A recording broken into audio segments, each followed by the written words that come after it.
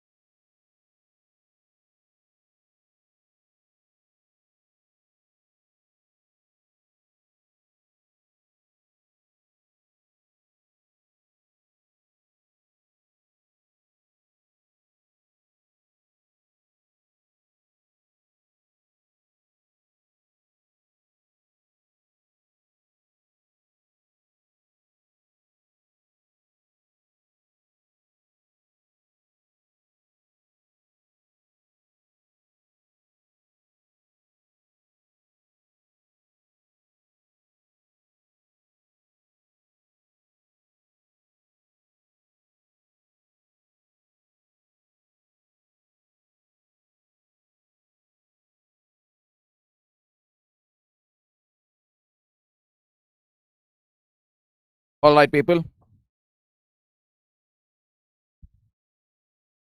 Good evening, Ishika. Hey, Khushi. Good evening, Karthik. Good evening, Piyuba. Uttung Dadamvar. Totally depend on this current affairs for UPSC. Very humble to learn that. Tamil aspirant. Good evening. Dharani. Good evening. Shakib.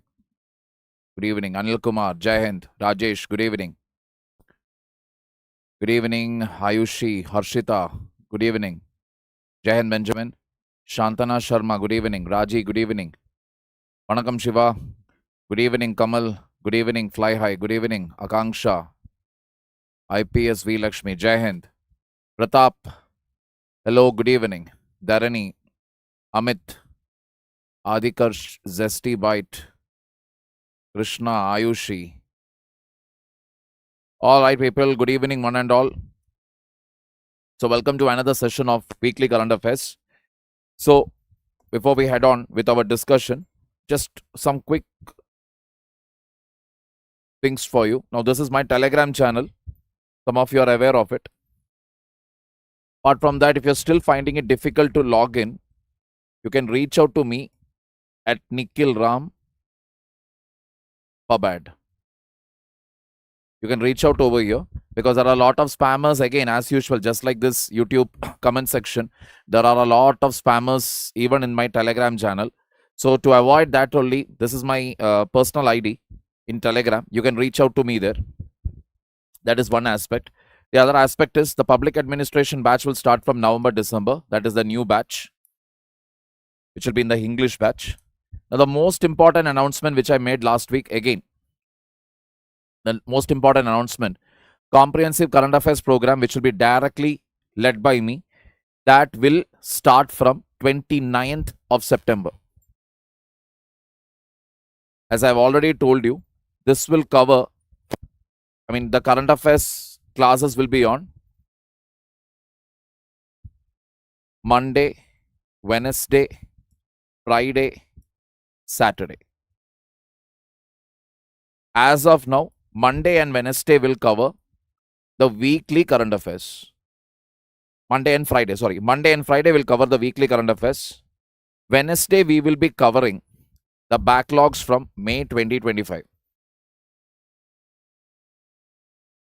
On Saturday, there will be a Q&A session. All of this. Then, in addition to this, there will be a group. A close group led by me will also be there. Monthly once minimum, there will be a Ask Me Anything session where you can ask your academic as well as non-academic doubts. This is what is part of the entire package. In addition to this, on Saturday, this is the other that is the other part of the announcement. That is, a weekly summary class will be there. Whatever is taught on Monday and Friday, That alone will be given as a summary class. That summary class will be there on Saturday. And that will be going live in YouTube. In other words, the weekly current affair class, what we are having right now, the weekly current affair class, which happens on Wednesdays at 7 p.m., will shift to Saturday from October. All right, it will be only a summary class, which will only cover Mondays and Fridays compilation. It will be. It will not cover any backlog. It will be just a normal. That is, whatever I'm doing right now, the same thing will carry on Saturday. And again, in-depth discussions won't be there. Mains analysis, pre-analysis won't be there. It will be just confined to the news there. Because obviously, here we are doing it for the people who are paying for it. That is the reason. Here it will be the news will be delivered to you. That will be there. The mentoring, whatever I'm doing live, that will be there. But here it will be more like a structured program it will be. Reason is pretty simple, because initially we thought we will give everything in YouTube only, but then it was not easy, considering the fact that there are a lot of spammers. We are not able to understand what the genuine candidates. And again, it is not going to be easy to go live with everything, because many students were asking for mentorship also. That is when we decided to see to it that, okay, whoever are serious about it, let us cater to them. And that is how we kept a very nominal price for it. The entire course is valid from 29th September 2025 to 31st August 2026. The PDF material, etc., the access will be available till December 2026. Those of you are going to give your attempt in 27 or 28, or you're a working professional, you're a student, you're just starting out with civil service, even then I would suggest you, even before, whether you join any academy or not, I would still suggest you to go for this. Because through this, you will get a complete idea about how to use your current affairs, how to connect it with the static portion, and what questions you can expect both for prelims as well as for mains. So that is the idea behind this. Getting the point here, it is definitely, the plan is to make this the one-stop solution for all your current affair query. Got the point here? So this is the idea.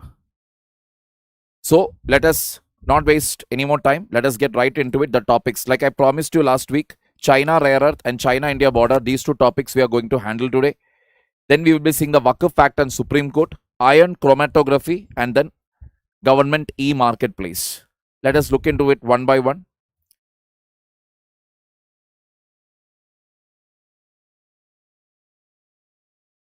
China rare earth. Total there are 17 metals, rare earth.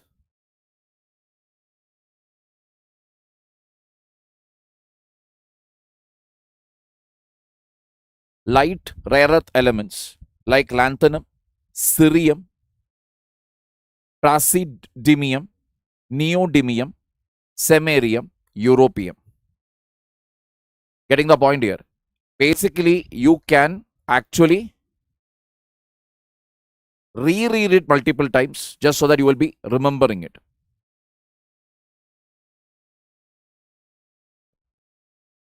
Can we skip your current affairs PDF and read monthly compilation? Yeah, you can go for that. If you are able to understand the monthly compilation and you feel that you can already make the connections there, you can go with monthly current affair compilation. There is nothing wrong with it. You can go for it. Got the point? It is left to you entirely. There is no compulsion that you have to definitely join for this course. If you are somebody who can read the MCA and you are able to make complete connection with it, that is okay. This is how the question can come here. This can be the question here. You know it means, please go ahead with it. Cost, please visit the app. Only then it will become clear.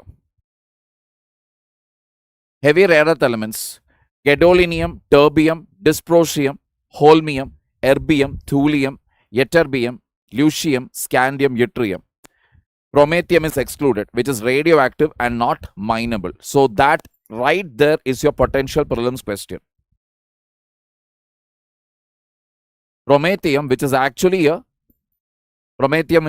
radioactive material. It is also a rare earth element, but it is not extracted for the simple reason that it is radioactive.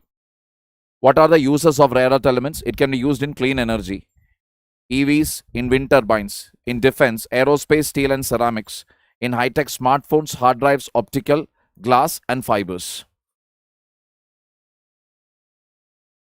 Aspect. Now, what are we going to see? Rare earth elements, to what extent China has control over it. To what extent China is the monopoly here. Half of the global reserves, if you see, it is lying with whom? It is lying with China. Half of what global reserves. That means this is right there you have a data. 50%. 50% of rare earth elements lies with China. Production, largest producer. In the last 5 years, China has been the largest producer. That means what? When it comes to production, China is number one. Refining capacity dominates the value chain. 92% of global refining, again China. What do you mean by value chain? See, it is not just enough that we have rare earth element anywhere. Reserves are there, okay, reserves are there, therefore we are also having that. We also have it. In Karnataka it has been cited, in UP it has been cited. But the $1 million question is, can we extract it out? Commercial exploitation, is it possible or not? That is, commercial exploitation simply means, say for example, rupees 100 I am spending to extract the reserve. Okay, rupees 100 I am spending on it. But finally,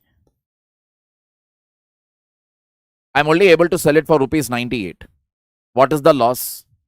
The loss is minus 2 rupees. Because my cost of extraction is much higher.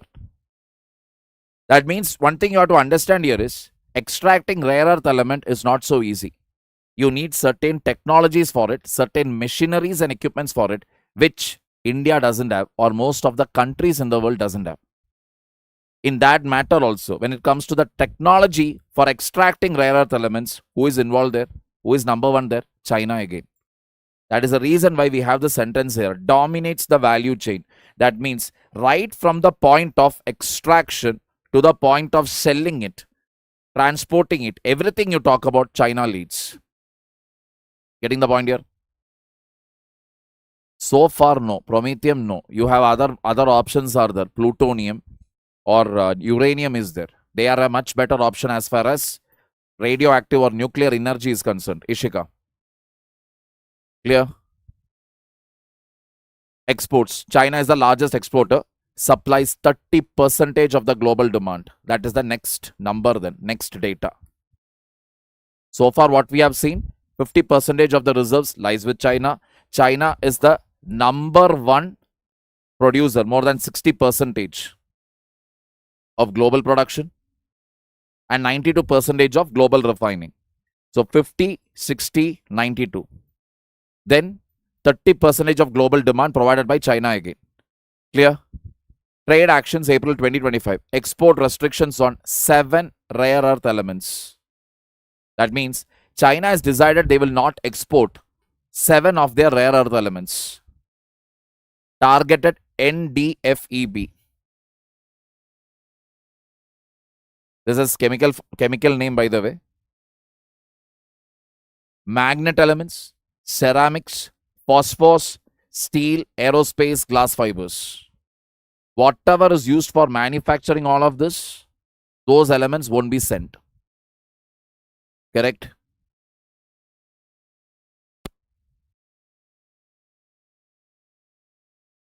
Only one source, Lakshmi. Just one source is enough. Export dependence. US, second largest importer. Japan is the first largest importer. India, more than 75 imports from China since 2021. What is the idea here? The idea is simple. That is, we are also equally dependent on whom? We are also equally dependent on these exports. 75% of our rare earth elements comes from where? It actually comes from China. So number games again. 50% is what? Reserves. 60% is what? Global production. 92% is what? Global refining. 30% is supply, export. Apart from this, 75% of rare earth elements India imports. Getting the point here?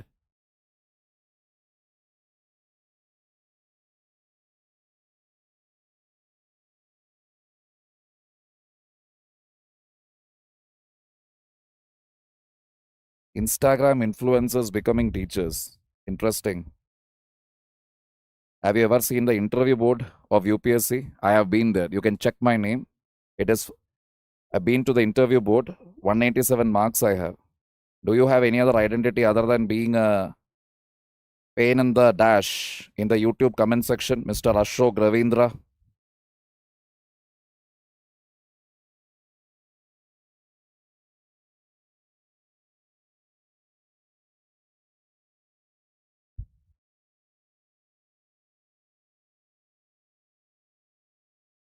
Why China is not selling it? Good question. China doesn't want to give away its monopoly. See, one thing you must understand. China is going to be the next Saudi Arabia. Why the next Saudi Arabia? Very simple. So there is what you call an oil cartel called OPEC. And that is actually led by Saudi Arabia. What it simply means is these are basically all the crude oil producing countries coming together and forming a group. All right. And this group will decide what quantity of oil should be produced.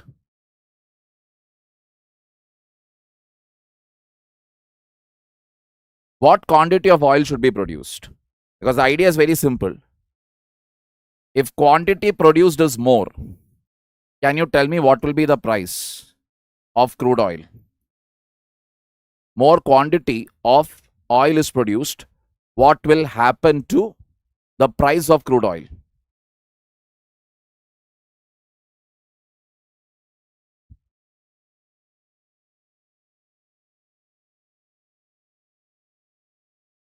Oh, you need not call me sir, Mr. Ashok Ravindra. Please. You're teaching me the basics of English grammar, right? You're somebody so elderly. I will call you sir. Oh, it's very difficult, Mishti.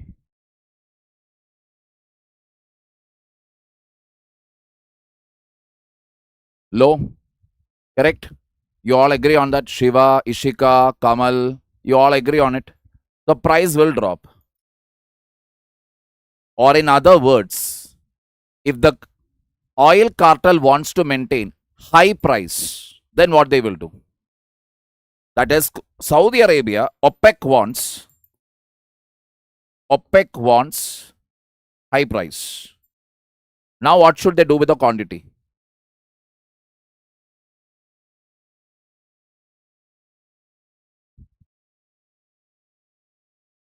Very good, very good, very good.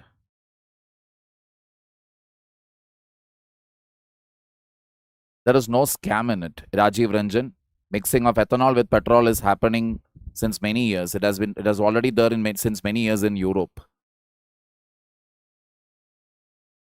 Tell me, in the case of OPEC wants to increase the price, what should they do? Reduce the quantity. As simple as that. This is what is currently happening. This is what is happening currently. That means the crude oil prices are very high right now in the international market. People may say, oh, Russia-Ukraine war is happening, or maybe it is because of the crisis that is happening in Middle East. All that. Yes, I agree. To an extent, it is true. But the reality is what? The reality is OPEC countries is keeping the quantity low so as to keep the prices very high. This is what they are doing, keeping the price very high. They are not actually allowing the quantity to increase. Got the point here? So price will remain high. Same logic is what China is doing. Because the thing is very simple. First of all, let us start from the first thing, that is reserve. Talk about reserve. talk about the technology to extract, then the technology to transport, then finally the final product.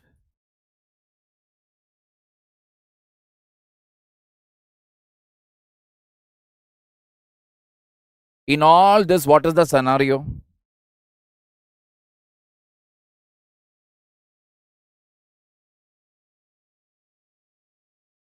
China enjoys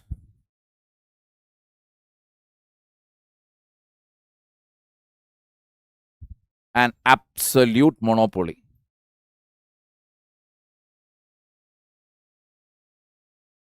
China becoming an absolute monopoly in this matter simply means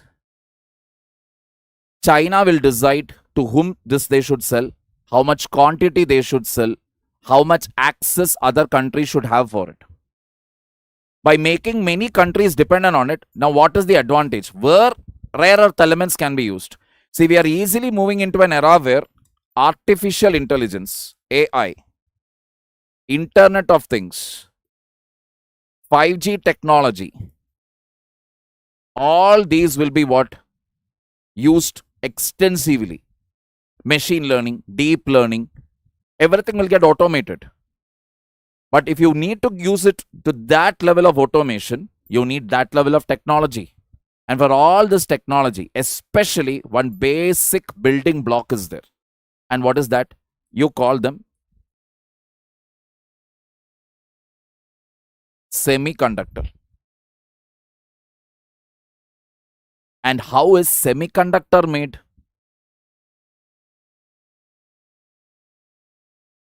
Using your rare earth element. Got the point? Using rare earth element, it is manufactured. So this is the reason why China is playing this game. Because not now, 10 years from now, see, simple logic. Take electric vehicles now. Initially, when electric vehicles came, there were not too many takers for it. Correct, because we had no idea about the range. It was looking very costly. But as the years are progressing, don't you think there will come a day where maybe an electric vehicle will be able to travel for at least 1,000 kilometers in a single charge? I mean, already there are vehicles that claim this. But yeah, this will become even more commercialized and it will become even more accessible. But for that electric vehicle to achieve this high range in a single charge, you need what again? Rare earth element, semiconductors. Correct? What if we come up with a technology to mine at a lower price? Agreed. We can also come up. But for that, we should answer another question, right? To come up with a technology, Vanka Ramesh, what is the most important thing necessary? REE is rare earth element. Pradibha. As the name suggests, Ishtiaq Malik. Rare earth element simply means, or rare earth metal simply means those metals or those metallic or non-metallic elements which are rare, which you don't find everywhere. They are very rare. Very rare means, as the name says, their quantities are very, very low. That is what it simply means. Clear? Moving on. China's policy moves, new rules. Companies must operate within government quotas and obtain approval to trade rare earth. Means what? Henceforth, you can only export a certain amount of rare earth elements. Beyond that, you cannot. Number one. Beyond that, you cannot export anything. Second point. By putting a quota, you are putting a restriction there. So other countries won't get access. Got it? For everything, you need what? Approval now. Earlier, this was not the case. Why India is not investing in their R&D? We'll come to that. Earlier actions, prohibited export of extraction or separation tools. December 23, banned export of processing technology. Observe. First, what was done? Extraction or separation tools, their export has been completely prohibited. The technology needed to extract it. The other one is what? Processing. That also has been taken out.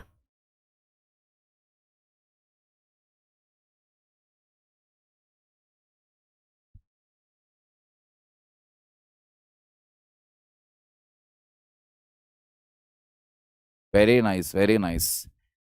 Mr. Ashok Ravindran again is back. Learn to listen first before coming to your conclusions. With the case of reserves, I did not say China has a monopoly. I said China has a monopoly because of the larger context. What is the larger context here? Take reserve, the technology, the transportation, the final product. With all this, when you put it together, it looks as if China has the monopoly.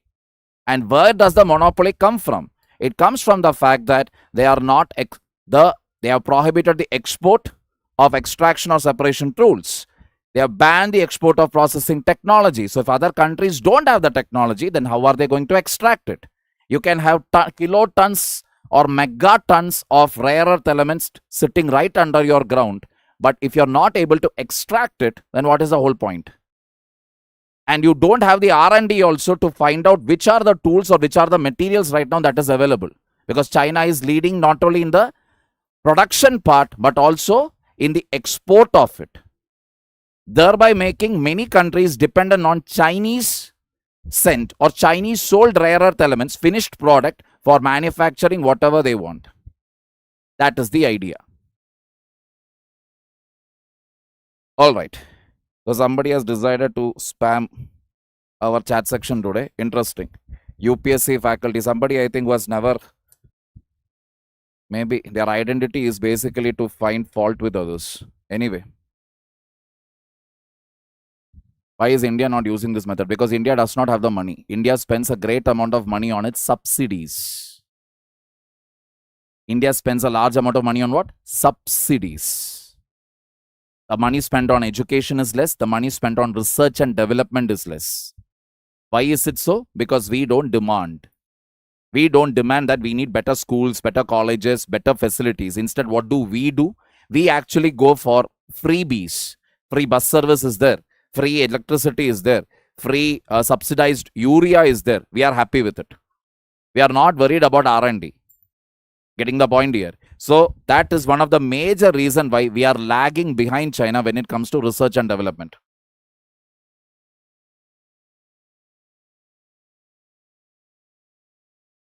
We will see. China has 30% of rare earth research papers. US and Japan has less than or equal to 10% each. India has only about 6% approximately. That means if India is submitting 10 papers in a year, China is submitting 5 times that. 50 papers in a year when it comes to rare earth. Another reason, like I will tell you, now normally everybody will say there is a coaching mafia in our country. Everybody will say that. You know who is the real contributor to coaching mafia? Indian society. Why? Indian society will regard only a few jobs as careers. Doctors, engineers, chartered accountants, and then government job. This is only considered as career. So if you actually do a research, if you actually take a doctorate, if you actually do a postdoctorate, it is not encouraged here. What is the other reason for that? The syllabus of our colleges, whichever curriculum, whichever course it is not linked to market. Most of the colleges, if you actually see, they are not actually updating their syllabus according to what the market demand is. Whereas in USA, exactly that happens. Means they actually update their syllabus based on what? They update their syllabus based on market demand. So at 15 or 16, it is perfectly natural in USA for a school-going kid or a high school kid to actually start coding. Because it is available. They can take it as one of their subject. If you're interested in coding, you can take it up. Whereas in India, there is no such option. It is like one closed box. The syllabus is already set. And you have to just remember everything, memorize everything, and vomit it in your exam. You get the marks. Here it is all about marks. There it is all about understanding. And that is the reason why any technology you talk about, either it will come from USA or with the current trend, it will come from China. You don't see it coming from any other country. Maybe, yes, even Europe it will come from. But from other countries, you will not hear it. Why? Because that link is not there between the education system and what the market is demanding. So there is not, we don't have a organic updation of our syllabus. We update the syllabus after the thing comes out. Then we change things. For example, if you look at it, we are the users of Facebook. We are the users of Microsoft. We are the users of Apple. We don't make Apple. We don't make Microsoft. We don't actually make a Facebook. Getting the point here?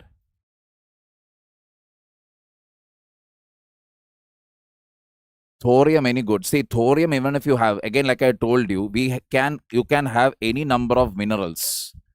Any number of minerals we may have. Let it be thorium, or let it be, what is it? Lithium, which has been now, they are telling that it has been, the reserves are there in UP, Karnataka, and it has even been found in parts of JNK. Whatever. $1 million question is, can we do a commercial extraction of it? Where it ends up becoming profitable. But if you're not able to do it, means that reserve will remain as a reserve. That is the point. Yes, Vanka Ramesh, it moves towards a practical knowledge. That is true. Should we stop subsidies which is helping poor people? Again, very good question, Meghana. Now, in that scenario, let me tell you one thing. Around 81 crore people are dependent on food from Government of India under National Food Security Mission. 86% of our workforce is from the informal sector. 86% of our farmers are small and marginal. So when you look at these figures, it clearly shows that we do have a significant impoverished population, which is socio-economically backward. That reality is there. Now, talking about wealth inequality also, when you talk about, we know that top 1% or rather top 10% owns more than 60% of country's wealth. Top 10% owns more than 60% of the country's wealth. What does that mean? Roughly, it means around 15 crore of the population owns more than 60% of the country's assets. That means if you keep India's population at 145 crore, the remaining 130 crores will have to settle for what? The 40%, which is going to be very difficult.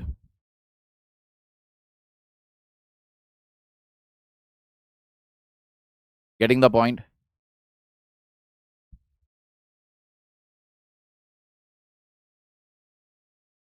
Clear?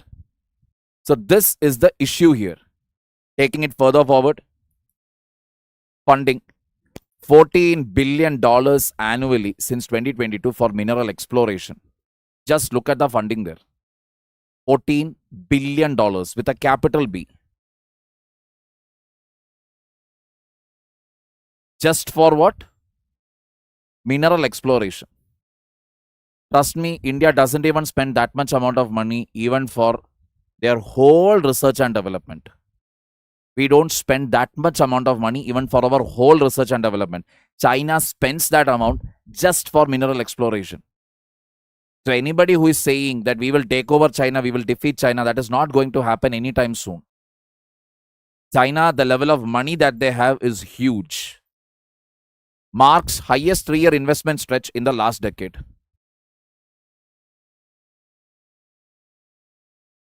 Clear, people?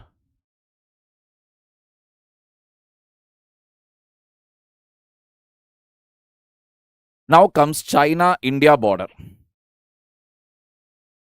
So before we start with this topic, very briefly, let me tell you LOC and LAC.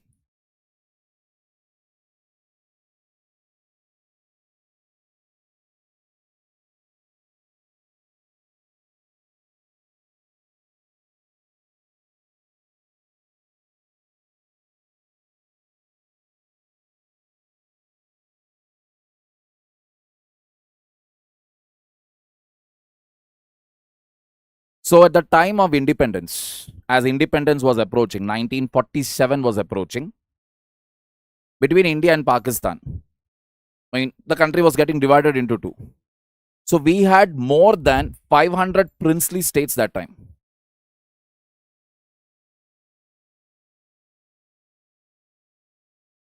Princely states means these are the states which were still under the rule of the king.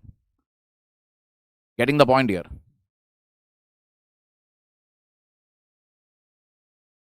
See, Megan, I don't have a problem with subsidies. You have got me wrong here. I am not having a problem with subsidies. My problem is, are the subsidies going to the eligible beneficiaries? That is my problem. To put it in perspective to you, Dr. Meghana, freebies were announced in the state of Karnataka a couple of years back when the current Congress government came into power. One of the freebie announced was free electricity. Anybody who is using up to just 200 units of electricity, they will get it for free. This was the condition. Agreed. Now, my question here is, should it be given to those people who are staying in high-rise apartments where both the husband and wife salaries are like 6-digit pay figures? That means they are earning in lakhs. Correct. They are earning in lakhs in a month. Should it be given to those people who are staying in rented apartments where the monthly rent is around 40,000 to 50,000? Monthly rent I am talking about. Just the rent. Should it be given to such people? Obviously no, because if somebody can afford 40 to 50,000 rent, then why should they get free electricity? Correct? This is what on this we both can agree. But guess what? I know people at a personal level who were availing of that benefit, who were literally getting free electricity just because they have a document to show that they are staying inside Bangalore. Number one. Number two, their electricity consumption was less than 200 units. Got the point here? The electricity consumption was less than 200 units, and therefore what ended up happening? They started getting the benefit of it. This is the real problem. The real problem is not that you're giving subsidy. The real problem is that subsidy is not going to the intended beneficiary, whereas its benefit is being taken by those people who are aware of it and who knows what are the loopholes in the system. This is the same issue when it comes to caste certificate, income certificate, OBC reservation, SC/ST reservation. The ones who are aware of it, they exploit the system. The ones who don't know about it, they never get the benefit. This is the issue. Got the point here? Even I agree. We need subsidies. There is no doubt about it. There are no two ways about it. Because like I told you, 81 crore are dependent on National Food Security Mission. 86% is from informal sector. That means they don't have any PF. They don't have any pension. They don't have any social security. They don't get any insurance benefits. Nothing they get. 86% of the farmers are small and marginal. That means they have very small, tiny plots of land. So yes, we do need to give subsidy. But we need to ensure that it is definitely going to those people who deserve it, not to the undeserving ones who are already well off. Got the point here? Complete digitalization is the only solution, Vanka Ramesh. Complete digitalization, bringing every Indian, every citizen or every resident in India under the digital radar. Bringing everybody under the digital radar. Only then you will get to know who is who. One of the other reasons why we need to conduct a census as early as possible, just to know who is who here, how much income each person is earning, what is the data there. Because it's been a long time since we conducted our census. Getting the point, the last census was conducted in 2011. So it's been more than 14 years. Got the point here? Hey Gidira Nagaraj. Again, exactly Navneet. Kisan Samman Nidhi, the same thing. Every scheme if you take, you will find this issue. Got the point here, people? Exactly. That is the point. Universally, when you cover, then what happens? You don't have to verify anybody. But what happens there? Whose money is getting wasted? Your money and my money. Our taxpayers' money is getting wasted. This is also the same reason why in agriculture in India, we don't make any investment. So it will sound very surprising to you, but we don't make any investments in agriculture. We do make, but it is nothing. It is peanuts. Why? subsidy bill is so huge, we are left with little or no money to make active investments in agriculture. This is the reality. Got the picture here? Taking it further forward. So coming to LOC and LAC. So like I told you, at the time of independence, we were having more than 500 princely states. These are basically the kings, the rajas, the nawabs, etc., etc. So they were given the option that they can either join India or they can join Pakistan or they can remain independent. One state that decided, or one kingdom that rather decided to do this, what was J&K. Jammu and Kashmir under Raja Hari Singh decided to do this.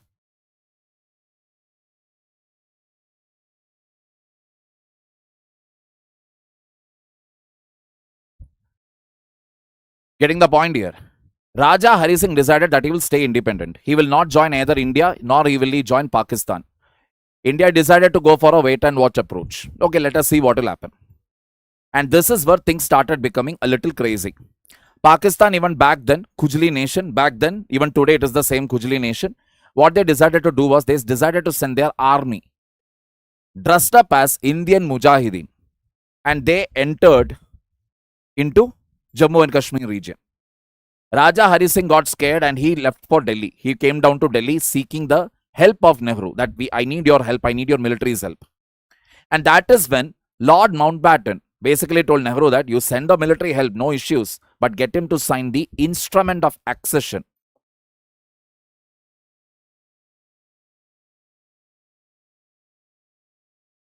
And what is this instrument of accession? Instrument of accession simply means if I am Raja Hari Singh and I am signing this document, it simply means that I am surrendering my kingdom to the Union of India. My kingdom henceforth will be a part of Union of India. I am surrendering all my titles and everything. That is what it simply means. Raja Hari Singh signed it. We put up our troops inside Air India because we did not have a separate plane and all to carry our troops. So our troops got inside the passenger aircraft Air India, pulled out all the seats out, passenger seats out, loaded it with weapons, took off, reached Kashmir. But by the time all this drama bazi was over, it was a little too late. Already the Pakistanis had managed to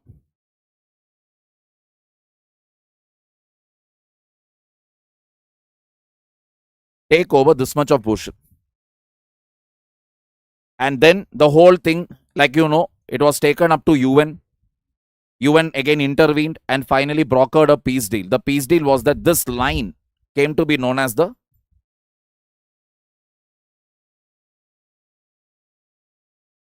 ceasefire line. Ceasefire. Ceasefire simply means stop firing. Pakistan started calling this Azad Kashmir from that day. There is nothing Azad about that region. You will never ever mention also it as Azad Kashmir. It is actually an ill-occupied piece of land by the Pakistanis. And it is POK as of now. Tomorrow a day will come where it will become part of India. Pretty much guaranteed it is going to happen. So POK. This became POK, and what was this line called? This line was called the ceasefire line. Again, brokered by UN,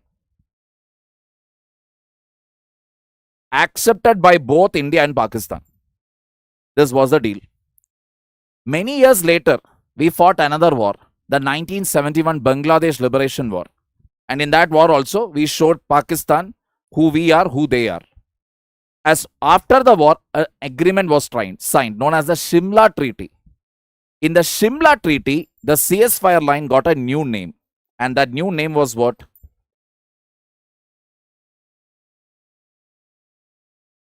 LOC.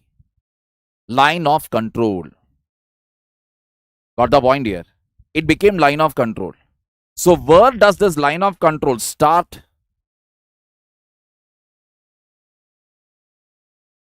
Where does this line of control start? What is the length of it? Where does it end? It is accepted mutually by both India and Pakistan. Shaxgam Valley is different, Ishika. That is different. Shaxgam Valley is something which Pakistan, as a gift, gave it away to China. That is another thing. That is this portion here. gave it away to China. I'm telling that is for no reason that I call it a Khujli neighbor. Their only agenda is to irritate India, destroy India as much as possible. India should not get ahead. For that, whatever is needed, whatever trouble they can create, they will do that. Got the point here? So, this is LOC. So, LOC is what? Recognized internationally, mutually accepted by India and Pakistan. Where does it start? Where does it end? Everybody knows. The length of it, everybody knows. Clear? All that. This is what LOC was about. In 1962, we had another war. The first war what we fought was the 1947-48 Jammu and Kashmir war.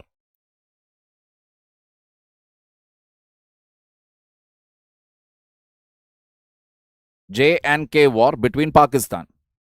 With Pakistan. Then the other war which we fought with China was in the year 1962. With China we fought. Why did we accept? Why we accepted what? See, it is not that we gifted. See, yeah. Okay. Disputed territory. Obviously, it cannot be gifted. Obviously, it cannot be gifted. You are exactly right. How can they do that? That portion is ours. Exactly. See, that is the idea here. See, 1947-48 war itself, Pakistan got the taste of Indian forces. So they knew always that it is not going to be easy to defeat India. 1965 war also we defeated them. Got the point? So Pakistan's agenda was very simple. Whoever is against India, we will be with them. We will join forces with anybody who is against India. This was Pakistan's only ploy. Otherwise, if you actually say there is no reason to support China because China is a communist country. And Pakistan was already supportive of USA and the European countries. Pakistan never supported socialism, never supported Russia. Getting the point here? Pakistan was always supporting the Western countries. But in spite of that, Pakistan decided, okay, let me give the Shaksgam Valley to India. What is the counter? What is the reason for it? Because tomorrow, if India wants to take over POK also, what will be the problem there? India will have to deal with Chinese forces also. India will have to face Chinese forces also, which won't be easy. Because like I told you, as far as China is concerned, China's military budget is more than our total budget. China need not even win the war against India. All that China has to do is maintain the war, stretch the war, keep fighting, make Indians keep fighting to the point where Indian economy takes a nosedive. That is all China has to do. China need not even launch a complete attack from north, south, east, west. China need not do any of it. All China has to do is what? Just maintain the war. Keep maintaining the war as long as possible. Indian economy will get ruined. So it is not at all going to be easy for us to take over this. Pakistan has already ensured it. Now coming to Chinese side, 1962 war. Why did this war take place? Again, the reason, if you actually notice,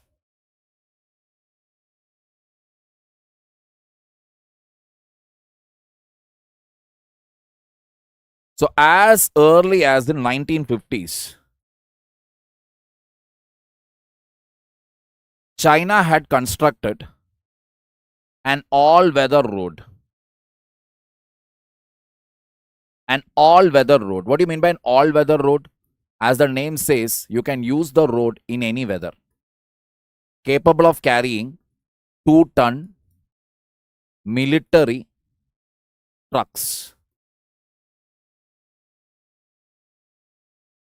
Are you getting the point here?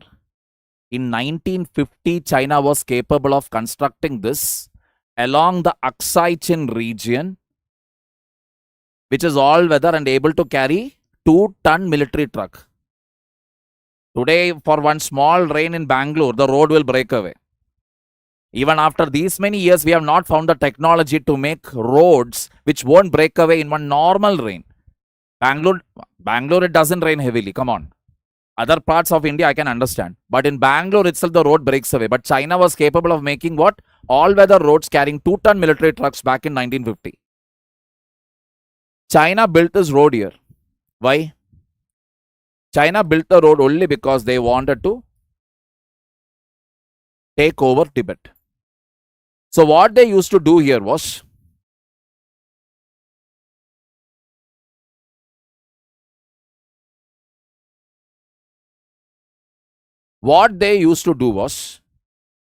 they started sending Chinese population to go and settle in Tibet.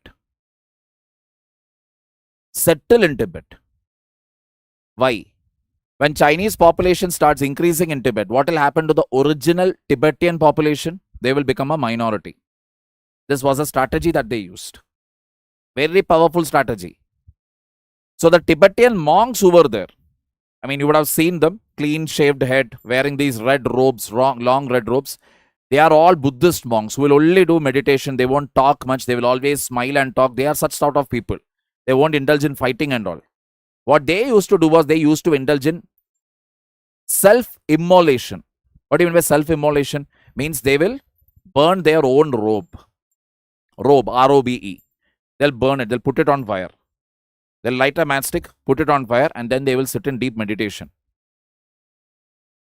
Even when their whole body is burning, they won't cry, they won't scream.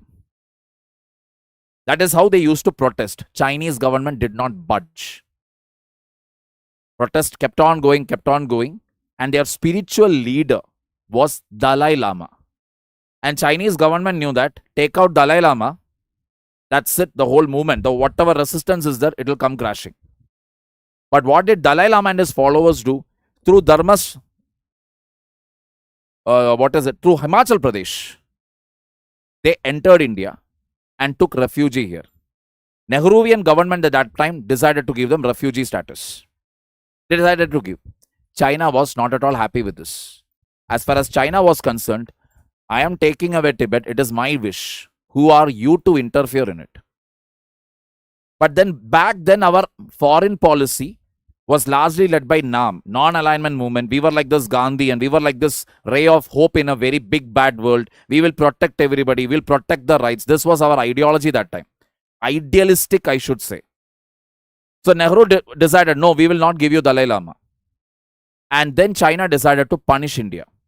To put it in Hindi, Tera औकात मैं दिखाता हूं तुझे. I will show you what you are. And without any provocation, China decided to attack India. And China attacked. China attacked at both the places. We were unable to withstand the attack, etc. We took a lot of casualties. And just like how China unilaterally attacked, China unilaterally said, okay, I'm stopping the attack, and China went back. This is the reality. China came, China attacked, China left. Because China had no interest in capturing the territories of India. China just wanted to show, you mess with me, this is what I'm going to do to you. Alright? And there comes the trouble. The trouble is now China came, China left. But to what extent China has left, where China has left, we have no idea. In fact, in the map, we may draw it like this. But what is the reality here? The reality is that when it comes to the line of actual control, that is your Siachen Glacier, by the way, occupied by India or in the control of India. Okay, 1 minute. There is a slight error in this map. 1 minute.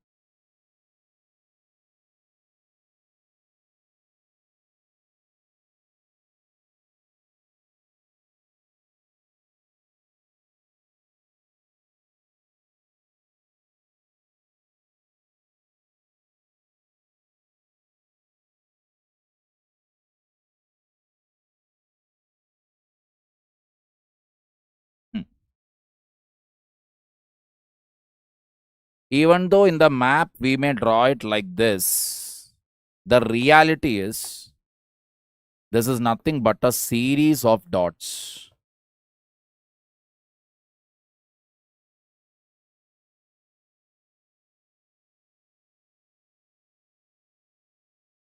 That red line, we draw it in the map. Even when you draw it, you can draw the red line.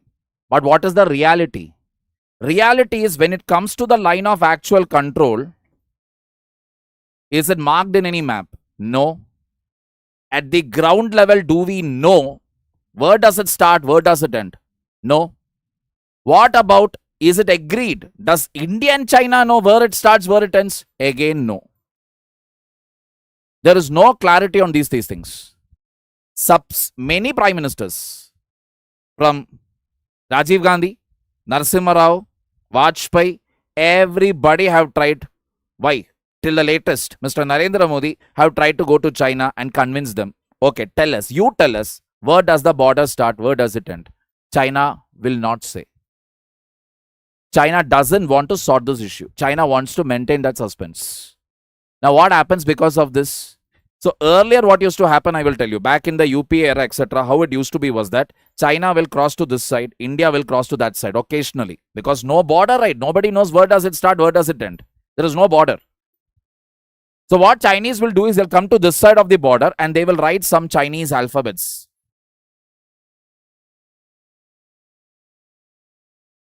Something like this, they will scribble on the rock and they will go back. India also, whatever it is, India will sometimes cross to their side and will write something on their rock and come back. That's it. Other than that, nothing was there.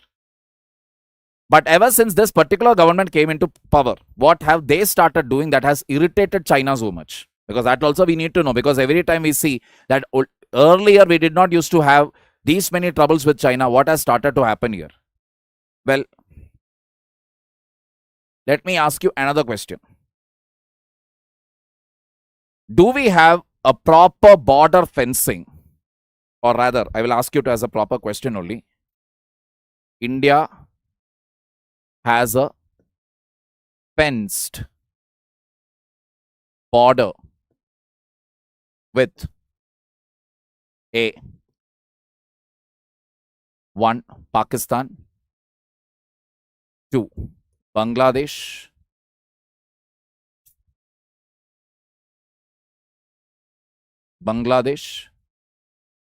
3, Myanmar.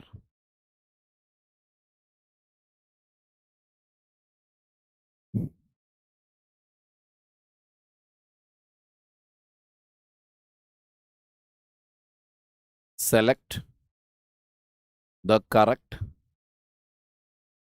answer. A,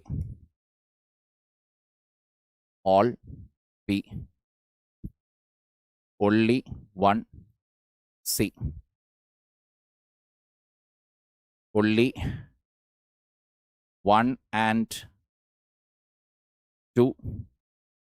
D, none. Can you tell me what is the answer to it?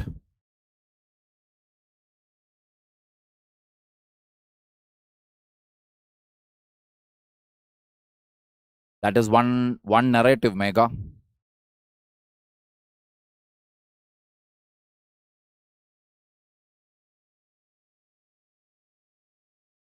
Shiva is telling none. Keshav Adhikari is telling 3. Kannadiga is telling all.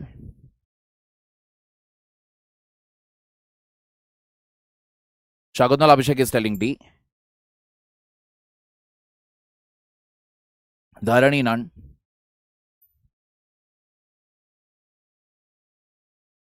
Fencing is completed. Amit, completed completely. Pakistan side. Are you sure?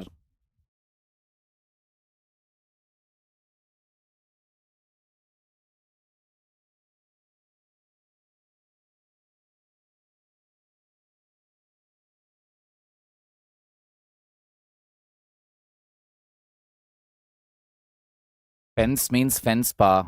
Like a, what do you call it? Like a border.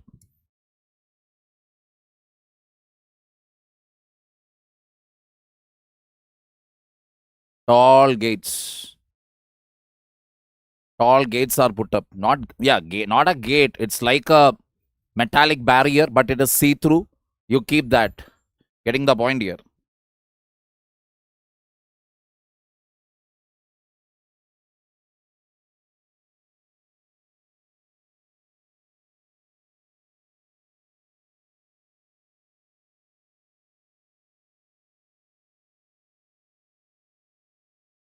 Answer is actually none. Correct, Mishti. We have not completed it yet. Are you getting the point here? 78 years of independence. Even now, we don't have a proper border. Border is there. We know where is the border and all, but we are not put a proper fence there. No barrier is there. People can walk, people can come out. Got the point? And what is the reason for it? This is from the speech given by Mr. A.K. Antony, the defense minister inside the parliament during the UPA government. And what is that? All the governments has always followed one policy as far as border area is concerned, which is what? Don't develop the border area. I repeat, this is his statement. You can verify it. Don't develop the border area. Why? Because if you don't develop the border area, you won't have any border issue. You won't have a border issue with China. You won't have a border issue with Pakistan. You won't have a border issue with Bangladesh or Myanmar. As long as you don't develop it, you keep it as it is. You keep it impoverished. Don't develop it. This is the speech he gave. So, if I'm not going to develop it, then why do I need a fence? Why do I need a barrier? Getting the picture here. Current government, as soon as they came into power, what have they started doing? They have started fencing it. They have started fencing the Pakistan side of the border. They have started fencing the Bangladesh side. They have started fencing the Myanmar side. All said and done, the entire fencing process should get over in different years. But then by 2030, this fencing will be completed. Getting the point here? Exactly, Vijay Bakkai. So that is the reason why when we say there are so many infiltrators, illegal people in this country, from Bangladesh alone, the contribution is illegally entered people is greater than, not equal to, greater than 2 crore. Why will Pakistan fence? Swarnim. See, Pakistan knows one thing very clearly. They know one thing, that India is never going to cross to their side of the border and acquire any land. That confidence they have. So they never bothered to fence. It is like, why should we fence? We will walk into India anytime we want. That is their idea. But we never completed it. Got the point here? This is how things are happening. So from Bangladesh alone, more than 2 crores. So from Pakistan, from Myanmar. So many illegal people have entered into the country. Whose responsibility it was to ensure that these people don't enter? Central government. Whose responsibility it was to find where these people are, arrest them, deport them back? Police. But police actually comes under whom? State government. Got the point here? This is what has been happening in our country. But then this government, what they started doing, they started fencing things. Because first thing is, what you want to develop an area, you create proper security apparatus. You put fences, barricades. Now you start development. Getting the point here? Just give me a minute, people.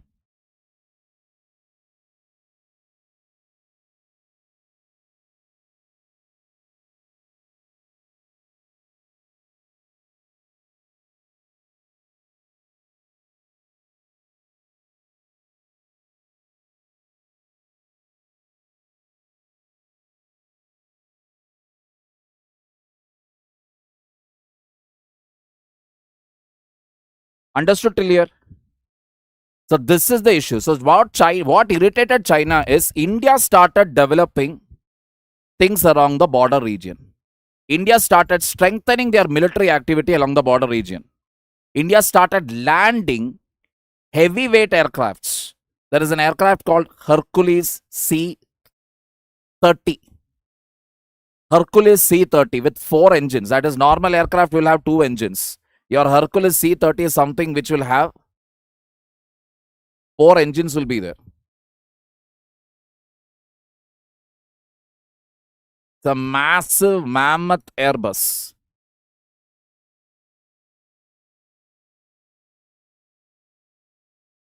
Big aircraft, very big aircraft. How big it is means it can store at least some 15 to 20 Hummers it can store. 15 to 20 Hummers. So you understand how big it is. We landed this aircraft in Ladakh as a show of strength to tell them that we can land it here. If you remember a few years ago when the Agra Expressway was inaugurated, we had landed the Rafale there. Why were we doing all that? Basically to tell the correct Noor. Basically, why did we land aircraft on Agra Expressway, Rafale? Just to tell China that, listen, we can land if I can land it here, I can send it there and launch my missiles also. Will China be happy about it? Absolutely not. That is why we are having constant irritation from China. Getting the point here. And again, like I told you, maybe I have told this in my Titan batch as well as to the Pinnacle batch students. When the Galvan Valley attack took place, we know we lost around 20 soldiers, in and around that number, 20 plus soldiers we lost. And we lost them not because China did something. It is that they fell off from the cliff, from the Galvan Valley. At the top, we fell off into the river, the chilling, freezing river. But what we don't know is, Indian numbers we know. Why China did not release their numbers? The estimate is that Chinese lost anywhere between, if India lost 20, China lost anywhere between 40 to 50 soldiers, 40 to 60. Because Indian army soldiers were like, anyway, I am going to go down. You also come along with me. And we pulled them into the river. That is how we went. Getting the point here. As part of an understanding between Indian army and Chinese army, Indian army nor Chinese army is supposed to carry any weapons along the India-China border region. We are not supposed to carry any weapons. Our soldiers were unarmed. Literally unarmed. What about China? Yes, China was unarmed as far as firepower was concerned. That means they did not have any guns. But they were carrying batons.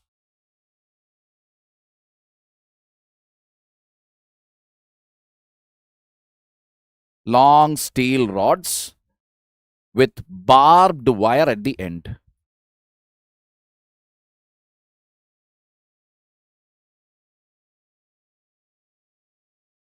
Barbed wire, if those of you who don't know, normally barbed wire is kept on top of walls. Wires will be running like this, where in between there will be metallic wires will be there with markings like this. You would have seen it on top of many property.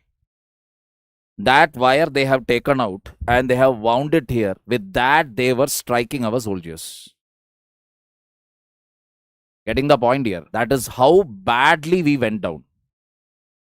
But when before going down, we were like, tu bhi aja mere saath. Like that, we went down. In other words, yes, attack took place, etc. But the reality, within the Indian army, what they are telling is, psychologically, we won it. What we couldn't do in 1962, we did it in we finally did it in Galvan Valley attack. We gave it back to them. Getting the point? Now, Galvan Valley attack starting point was from where? Why did that attack start in the first place? As usual, China will come to this side of our border. Will come and they will say, hey, this is what they will be talking in all their, nausea-filled voice. You know, you won't understand whether they are vomiting or whether they are speaking. So when they started doing that, a pass out from Officers Training Academy, a young pass out, just a young lieutenant, just passed out from the military academy, Indian military academy, gave one punch to the Chinese major. You must understand, lieutenant, where is a lieutenant? Then where is a major? One punch to the major fainted and fell. Indian lieutenants, 22-year-old boy, whose mustache also has not started coming out. He gave one punch, the major fell down. To take revenge for that only, they came in the dead of the night, armed with steel batons to attack our soldiers. Got the picture now? This is why China is irritated. Getting the point? We are trying our level best to resolve this. We are trying negotiating, but they have no intention of solving this problem. So the primary difference between LOC and LAC is LOC is accepted by Pakistan and India. It is internationally accepted. It is clearly demarcated on map and on ground. What is the total length? Where does it start? Where does it end? everybody knows. But when it comes to LAC, there is no clarity. Getting the point? There is no clarity at all. Why? Because they don't want to resolve it. Getting the point here? So this is the thing. This is why China is keeping it burning. See, that revenge, we cannot count it as a real revenge there. Getting the point here? That won't be counted as a major revenge and all. Revenge is when you are unarmed, your opponent is armed, your opponent is at least 5 times your strength. So some 200 or 300 Chinese soldiers have come to just to handle some 40-50 odd Indian soldiers. Imagine that. Just to handle 40-50 Indian soldiers, unarmed Indian soldiers, they had sent around 300 people to the Galvan Valley. And that is what we took them down. Got the point here? Again they tried it. Second time they again tried it.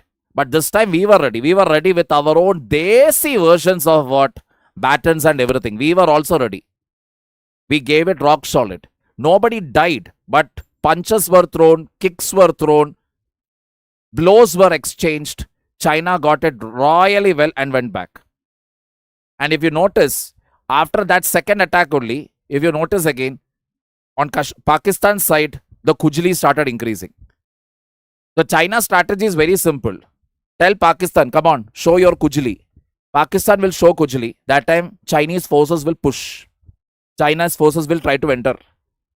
If we try to keep our forces engaged in both the directions, then what will happen?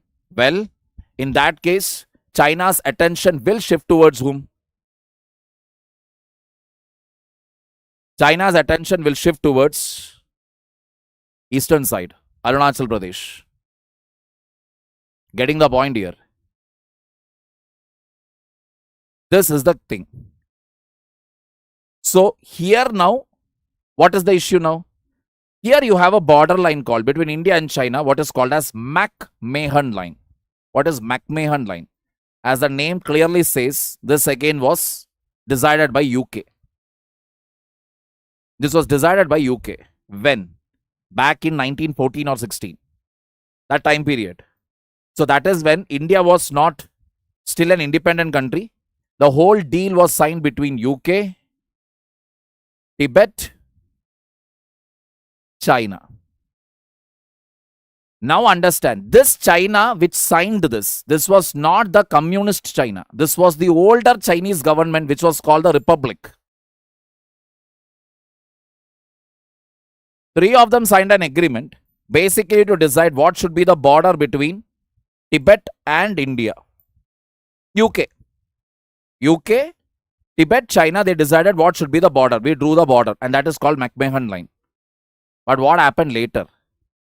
Later what happened? This was somewhere in the 1914-16, that time period. Later what happened was that in 1950s, Communist Party took control of what? China.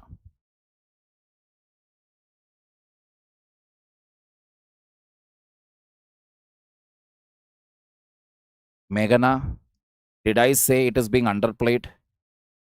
It is not considered as a real revenge. That is what I am telling you. You want to consider it, you consider it. Because even after that, we did not have any issues as such. 200, 300 casualties, etc. Fine. After that, what? Did we go into a war? Did our issues with China get worsened afterwards? No. Things were going smoothly only. 60s, 70s, 80s, 90s, you don't have any China-India issue happening. If you notice. Now why it has spiked up suddenly? In the recent years, it is because what we did in the Galvan Valley. That is the main reason for that. The Galvan Valley attack and the subsequent attack, because unarmed what we could do, we proved it to them. Getting the point? See, China's main occupation reason behind Tibet, one major reason could be minerals. both metallic and non-metallic. That is the only reason for actually taking over Tibet. Other than that, nothing else is there. Number one. Now come to here. Communist Party took control of what? China. Now when they took control of China, then what happened? They basically said that we won't accept any treaty backed by West. According to the Communist Party of China, this treaty, that is the McMahon line,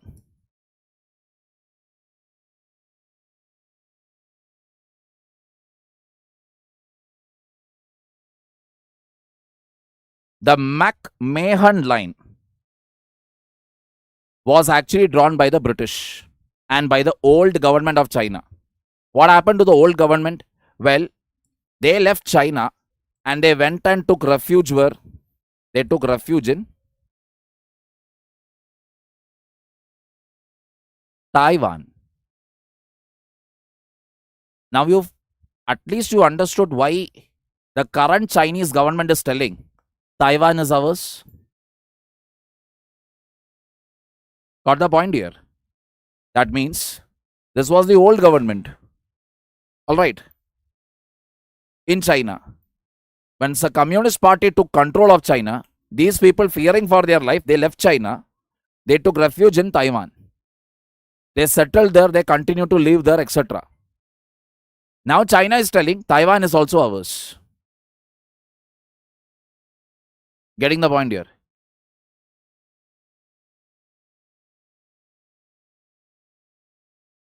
India is maintaining strategic autonomy without seeing as aligning with one power bloc. Which power bloc have we aligned with the idea? Which power bloc?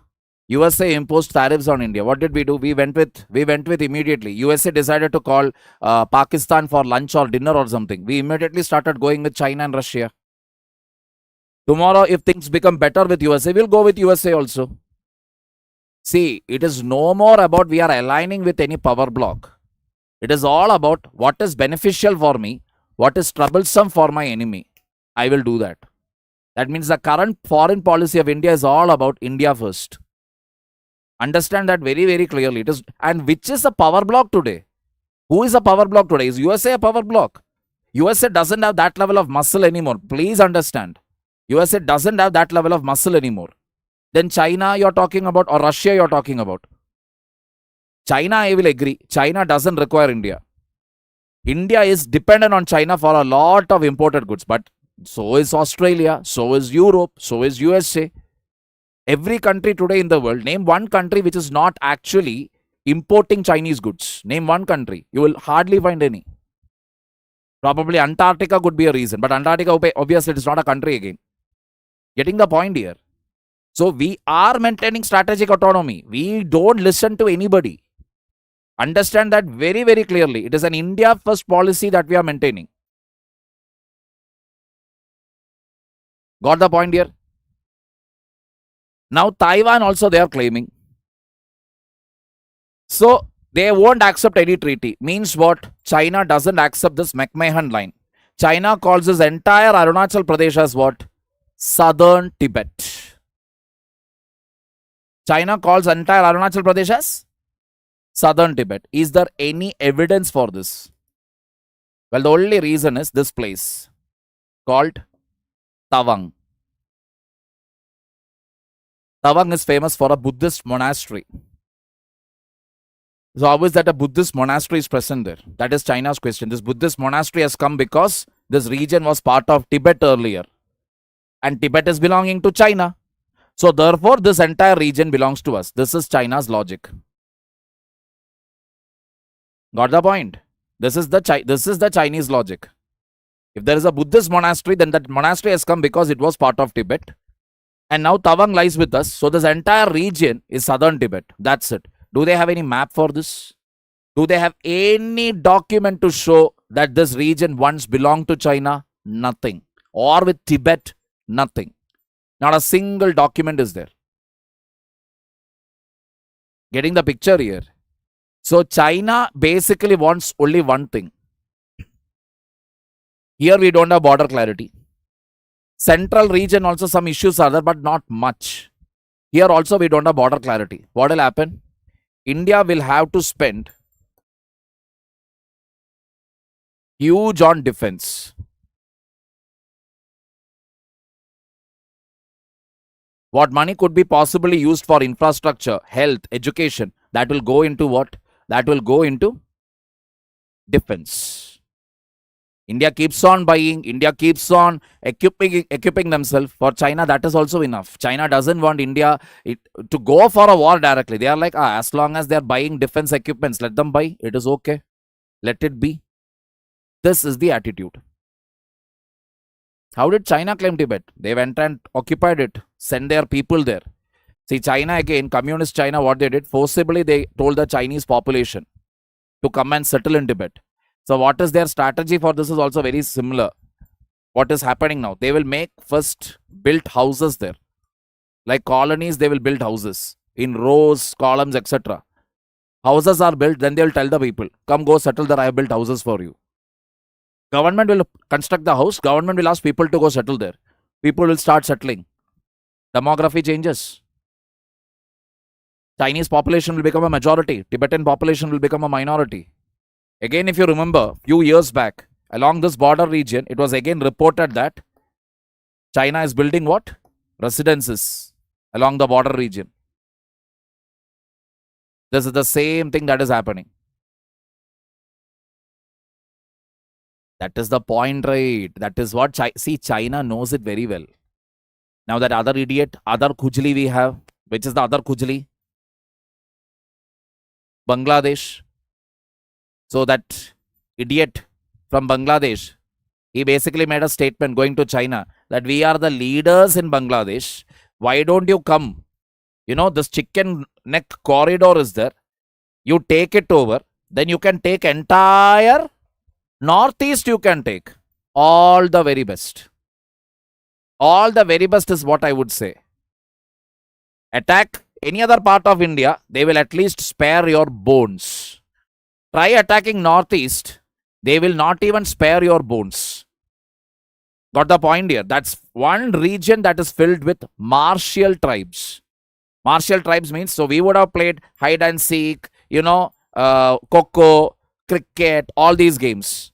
But Northeast people, if you go and ask them, like I have in my offline class, in our offline class, PW Bangalore, we have a student from Manipur. So I asked him, what did you or did you not kill a flying bird with a stone? By throwing stone, did you kill the bird? By throwing a stone, and once it fell on the ground, did you remove the feathers? Cooked it then and there, and did you eat it? He said, yes, it's normal there. Are you able to understand? A bird is flying, you throw a stone, kill the bird, make it fall, remove its feathers, cook it and eat it. As children, this is what they play. This is a game. So, killing, mardad, blood and all, for Northeast people, it is like nothing. That is the reason again why Manipur is burning, even now. Any other part of the country you go, you show the gun, you are an SP. You come out of the car, you just cock your weapon, you walk a little in style, in swag if you go, people will run away. Whereas in Northeast, if you try to do the swag and all, pull your gun and all, they'll be like, wait, I have something bigger than that. They will take it up. Yes, Northeast weapons are easily available thanks to the fact that we are bordering Myanmar. Got the point? This is the reality. Clear with this much now? So the whole article, LOC, LAC, I have summarized it here. I have given a summary of the events. That is from 1979, what each government has done. That is one aspect. But what the Hindu has not covered is, LAC is the demarcation that separates Indian controlled territory from Chinese controlled territory. India considers the LAC to be about 3,488 km long. while China is considered to be only around 2000 kilometers. It is divided into three sectors: eastern sector, which spans Arunachal Pradesh, Sikkim; middle sector in Uttarakhand and Himachal Pradesh; and western sector in Ladakh. Alignment of the LAC in the eastern sector is along the 1914 McMahon line, and there are minor disputes about the positions on the ground as per the principle of high Himalayan watershed. So, nice to know that. High Himalayan watershed. What is high Himalayan watershed? High Himalayan watershed simply means, see, if you actually look at that map again there,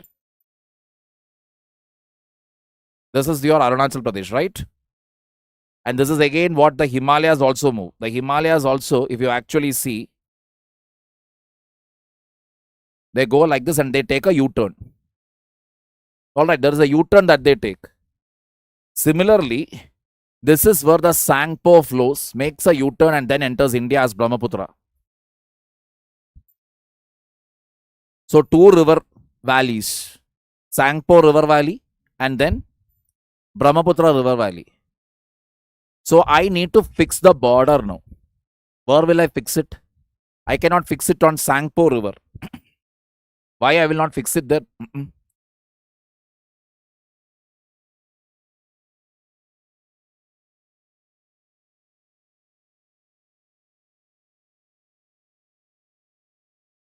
I cannot fix it on either of the river valleys because river will keep moving. So you cannot fix the border on that. Which is the best place to fix the border? To fix it, always the best place to fix between two river valleys will be always what? The mountain. Along the mountain region, you fix the border. Clear? So that is what you mean by high Himalayan watershed. Then, the major disagreements are in the western sector where the LAC emerged from two letters written by Chinese Prime Minister Zhou Enlai to Prime Minister Jawaharlal Nehru in 1959 after he had first mentioned such a line in 1956. So, two love letters written by Chinese Prime Minister Zhou Enlai to Prime Minister Jawaharlal Nehru in 1959 after he had first mentioned such a line in 1956. So, let us see what it is. So, this is that fellow. Alright, never trust people with thick eyebrows. To put it concretely, in the eastern sector it coincides. It means line of actual control. Coincides in the main with the so-called McMahon line. Look at the irony here. So this idiot back in 1956 he said LAC coincides with the McMahon line. Means what? They have accepted this. They have accepted this. Current government is not accepting. Current government is not accepting. One thing assured about China is they are pathological liars just like Pakistan. They'll keep changing their statement. So you can never trust them. And in the western and middle sector, it coincides in the main with the traditional customary line which has consistently been pointed out by China. Look at the wordings. Traditional customary line. Consistently been pointed out by China. Which is the traditional customary line? Nobody knows. Oh my God. Thick eyebrows. That is why you have beauty parlor. Harshit, Junair. But I think I also have thick eyebrows. My eyebrows are also quite thick. Don't trust me also. Happy. During the Doklam crisis in 2017, the Chinese Foreign Ministry spokesperson urged India to abide by the 1959 LAC. So during Doklam crisis, what did they say? Now please listen to 1959 LAC. Saw that. McMahon they are not ready to accept. Then they will say, follow this. Because here it is mentioned traditional customary line. So believe this. Now Nehruji. What is Nehruji telling? Something which all of us would have thought. There is no sense or meaning in the Chinese offer to withdraw 20 kilometers from what they call line of actual control. That is, China basically said, okay, after the war, China said, okay, Diwali offer for you all. I am going back. By 20 kilometers from line of actual control, I am going back. Happy. All of you are happy. This is what China said.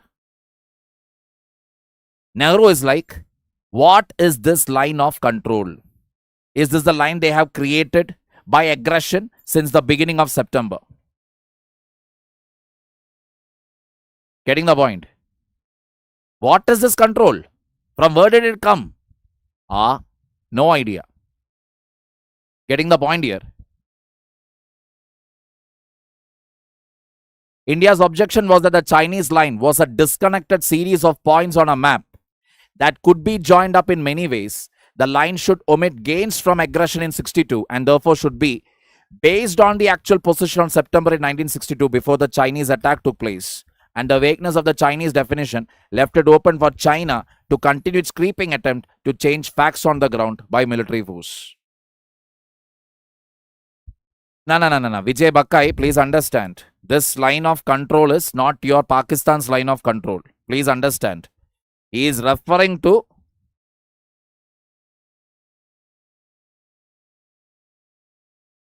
Nehru is referring to line of actual control. Because please understand, the line of control with Pakistan came during his daughter's era, Indira Gandhi. When he is telling what is this line of control means, he is referring to the line of actual control. Don't get confused here. Got it?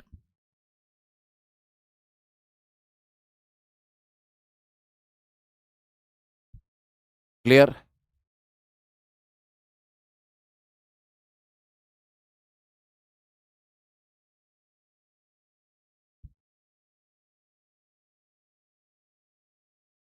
McMahon line I have already told you.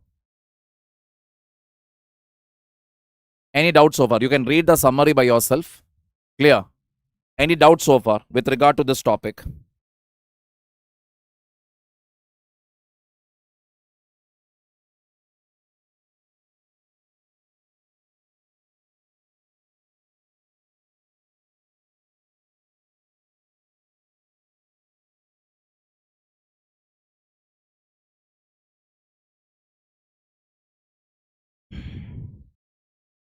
Taking back Bangladesh and Pakistan. Never, I will go by what Shastri Sir told. Lal Bahadur Shastri Sahab said, never take over a territory where the people don't want you. Getting the point here. 1965 war, we have marched all the way till Lahore. We were inside Lahore city for a very brief time. Then we were called back. So that time army was not at all happy because as per the protocols of Geneva Convention, if the army enters a territory, they can capture that territory. But Prime Minister Shastri Sir basically said one sentence for that. He said, they didn't want us. That is why they created a separate country. Now what is the whole point of controlling them and acquiring that territory when they don't want us? So the only other option that India will be able to take over POK smoothly without firing a bullet, or for that matter even Bangladesh, can only happen if the people wants it. Otherwise with our military force we can go ahead and do it. But what will be the sad part about it? We'll have to keep fighting with the local people there. And it won't be easy. It won't be easy at all. Got the point? Yes. Obviously, Payal, China wants us to waste our money on defense purposes because we are the only major threat against whom? Only major threat against Chinese aggression in the Southeast Asian region. India is that ray of hope not only for USA and the Western countries. India is a ray of hope for the Southeast Asian nations. For China, therefore, it is very important to keep India down. India shouldn't rise. India shouldn't grow. That is the logic there. War, very unlikely. Very, very unlikely. Because unfortunately or fortunately, China is also facing one major issue what India is facing, which is what? A rapidly declining population. And the youth which is coming, the next youth that is coming, they are all these single son families. See, single son and all, when you have what is one of the major challenge, they will always, pamper them a lot. So they are not actually your rough and tough Chinese of the past. These are all like, proper Amul babies. So China is also aware of it. Nobody wants to join the army and all. Everybody wants to make money, have a good life, etc. Interest to join the army, the patriotism, all that fervor is dying out. In our country, the problem is that even today, roti, kapda, makan is a luxury. So, a government job is that one-stop solution where you get izzat and roti, kapda, makan. And in the case of Indian men, you even get a wife if you have a government job. So, for that reason, many people still continue to join the military. But that is not the case with China. Getting the point here. So, in another 20, 30 years, China will easily have a huge old age population and a very small young population. Clear? Waqf Act and Supreme Court. So, a law was passed called the Waqf Amendment Act 2025. 65 petitions were filed by various leaders and parties like AIM, TMC, RJD, YSR Congress, CPI, etc. Grounds: violation of Article 26. On what ground have they challenged the new Act, Waqf Amendment Act of 2025 passed by the Parliament? Violation of Article 26. What is Article 26? Right of the Muslims to manage religious affairs. Supreme Court bench consisting of CJI, Chief Justice of India, B.R. Gawai and Justice A.G. Mashish Masih were present. Nature of the order. What order the Supreme Court gave is an interim stay on select provisions, not the entire act. Interim stay. That means it's an intermediate stay. Temporarily, it has been put on hold. Certain provisions, not the entire act. That means many provisions of the act is actually valid. Supreme Court has not even bothered to correct it or dispute it. Getting the point here. So let us see. Which are the provisions that they stayed first? Section 3C, powers of district collector. What was the law?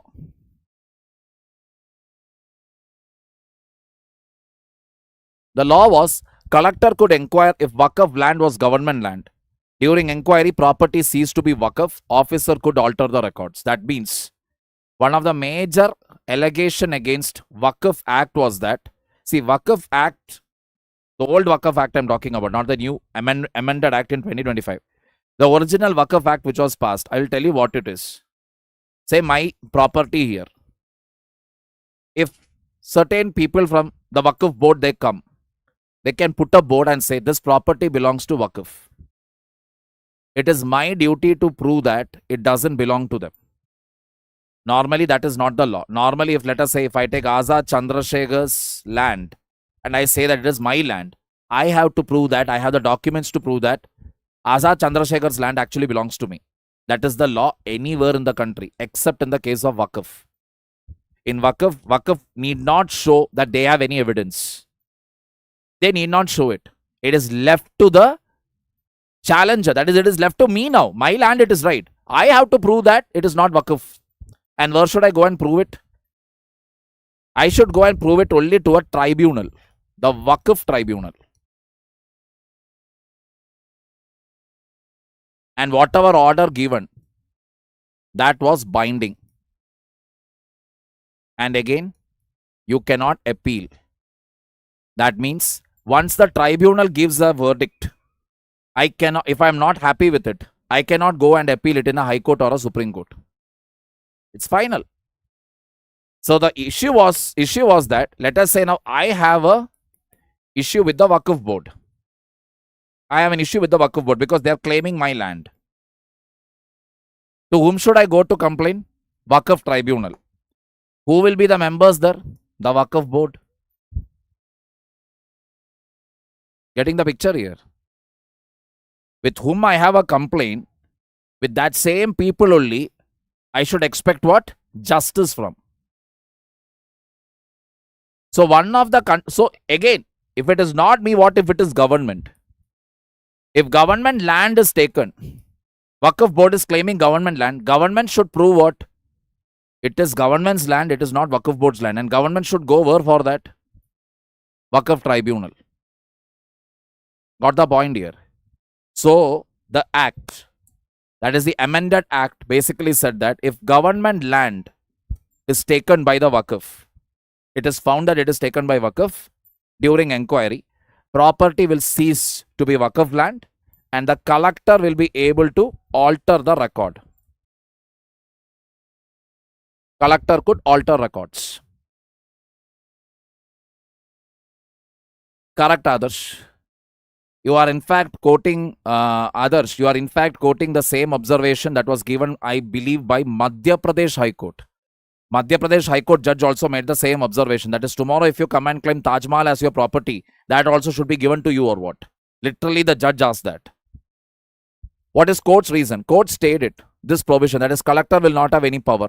Property remains waqf during inquiry. Officer cannot change records. Collector deciding titles is arbitrary. Balance, no dispossession but no new third-party rights until tribunal decides. Means what? Collector will not have the power to decide or power to change it. Let the tribunal, everybody decide. What land it is, let the tribunal also prove it. Until then, wait. Until then, nobody, it will remain waqf. But you cannot use it or sell it to somebody. Nothing you can do. You should maintain as it is till the issue is sorted. Second clause, inclusion of non-Muslims in Waqf Board.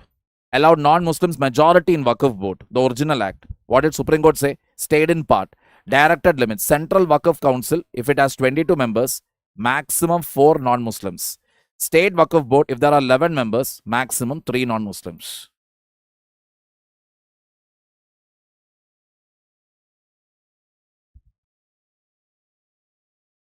Who were these people who claim the land in Waqf? Waqf is again a practice where you donate your land or your property for the Islamic religion, growth of Islamic religion, or basically you're giving it to Allah, not growth. Basically, yeah, you're donating the land, you're donating your property for Islamic religion or to Allah. That is what it basically means. But the interesting part about the Waqf Act is that if I am claiming, let us say now Devil Lucifer's land, I'm claiming his property because I'm part of the Waqf Board. I need not have any evidence. And the other aspect of Waqf Act was that they need not even register it. They need not even register the land. That means the properties of Waqf, where does it start, where does it end? As of today, nobody has any idea. Nobody has any idea. We have some humble estimates here and there. Estimated this much land should be there. This many properties are there. But we don't have an exact on-the-ground data or value. That is the reality. In fact, every other property in India, even if I buy a property, I have to register it. An NGO buys a property, they have to register it. Private player buys a property. Companies buy a property, they have to register it. Why? Government land, government property has to be registered. Except Waqf.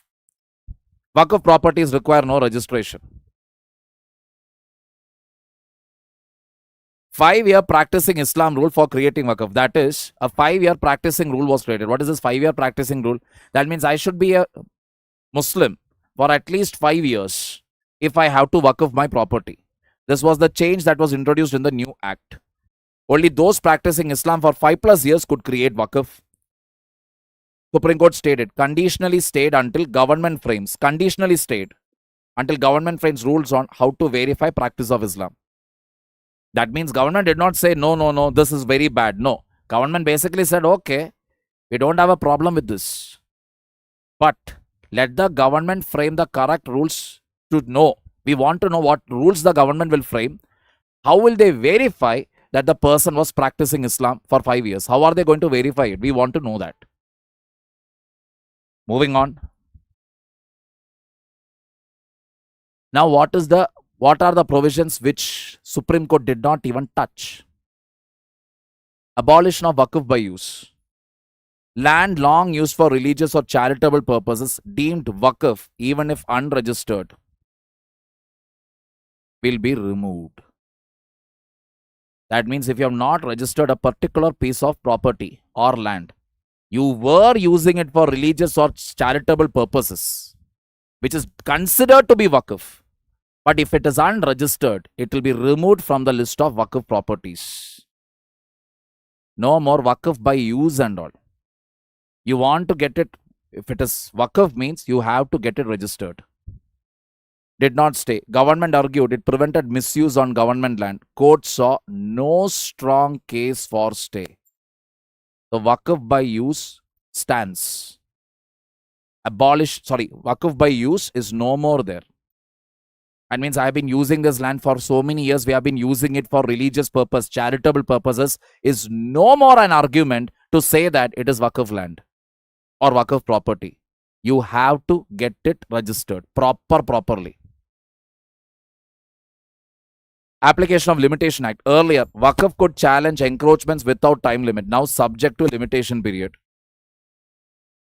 That means Waqf could challenge. That was the other part. Waqf could go and challenge any property, irrespective of time period. So some properties and all, interestingly enough, Waqf has challenged some properties telling that this belongs to Waqf. And when you ask them how on what basis, no, 200 years ago, the Queen has actually donated this land. 200 years ago. So there was no time limit here. Any time, any land could be claimed as what? Waqf. Any land. No time limit and all. 100 years ago, this was a Waqf property. 1000 years ago, this was a Waqf property. This is how they were claiming it. Law was passed. Limitation period was kept. Not stayed. Court said it ends unfair exemption and brings parity. Means what? Brings equality everywhere. Simply you cannot go and claim a land and tell that no, 50 years ago there used to be this thing here. That you cannot do anymore. 50 years ago this person has promised that he will waqf his land. That means even anything said, not written. 50 years ago, 100 years ago, some king told this land is going to will be belong to Waqf. That is even before India got independence. Some Nawab or Nizam, let us say, they said. What does it mean? It will go to Waqf. Who should prove that it is not Waqf? If it is my land, I should prove. Now what is this over here? Limitation period has been brought. Getting the point here. Partial relief. Supreme Court protected Waqf property status during inquiries and ensured Muslim majority boards. Big reforms upheld for now. No Waqf by use and time bar on encroachment suits remain. So actually, if you see, again, yesterday's newspaper also, I saw yesterday's and day before yesterday's, it was all about victory for us, victory for us. Many opposition were claiming. Reality is the Waqf Act as it has been passed by the parliament, that will remain. Many of the clauses as it is, that is at a surface level, some changes here and there has taken place. Other than that, almost all the clauses of the Waqf Act remains. It's an interim order. We'll have to wait for the further orders to come. Interim nature, order applies until final judgment after full hearing. So full hearing again will take place. That means this topic will come back again. I'm not expecting a question on this in UPSC for the simple reason that it is quite controversial. Any discussion on Waqf will easily lead to, you being called a Sanghi or you being called a minority appeaser, Congress supporter or whatever. But the law has to be looked into as what it is. Getting the point here? As what it is, it has to be looked into. Another thing what has missed out over here is, so earlier what was the law? Earlier the law was, that is any land related dispute is there, I can only go to where? The Waqf tribunal. And these orders are final. No appeal. Now they basically told district collector cannot decide or alter the land details. Whatever it is, if any issues are there, you may go to the tribunal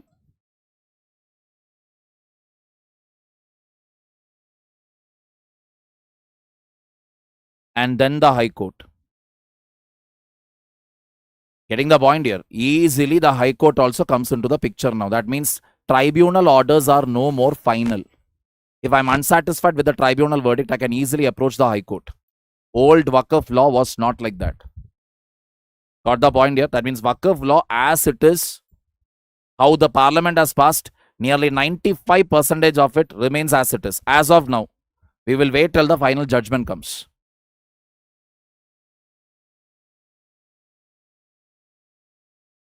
What will they do with that land? They can do anything.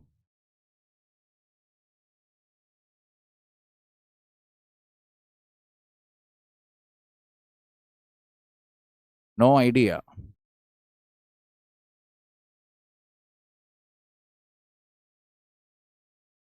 Any questions here, people? Ion chromatography, it's a little heavyweight science and technology topic. We will take it in the next class.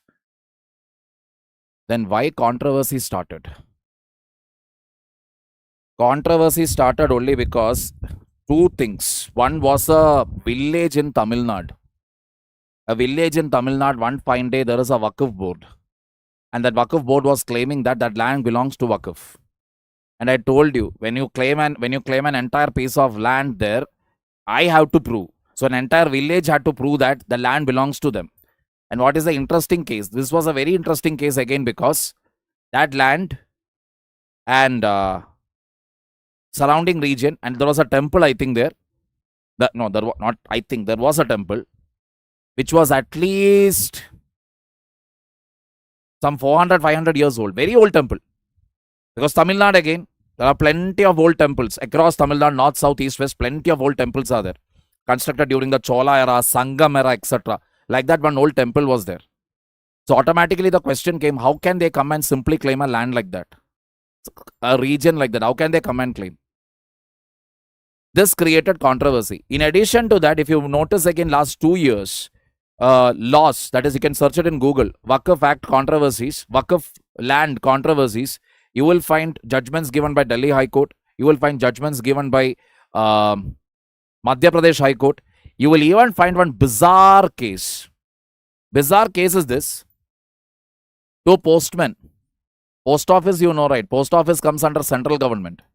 So a post office was working on rent on one floor of a building in the state of Kerala. So that building actually was later made Waqf. And the post office continued to run here. So what the Waqf board did was that they filed a case against the postmaster, the chief postmaster and the postman. For what? For encroachment. They have encroached. They have encroached Waqf property. Mind you, post office means central post office. Central government is paying the rent. They are only employees of the central government. They are working there. The Waqf board actually filed a case against the postmaster and postman because they were illegally occupying the Waqf property. If my memory serves me right, it took somewhere around 7 to 10 years, I think. They finally got relief only from High Court. Because the punishment is there. When you encroach upon Waqf property, you are guaranteed to be arrested. You will get jail time. They had to fight a long legal battle. And again, tribunal only you can go. You cannot appeal in the High Court. Finally, under some other verdict, some other clause, they appealed in High Court. High Court quashed that entire case. They said that what nonsense. Nothing doing.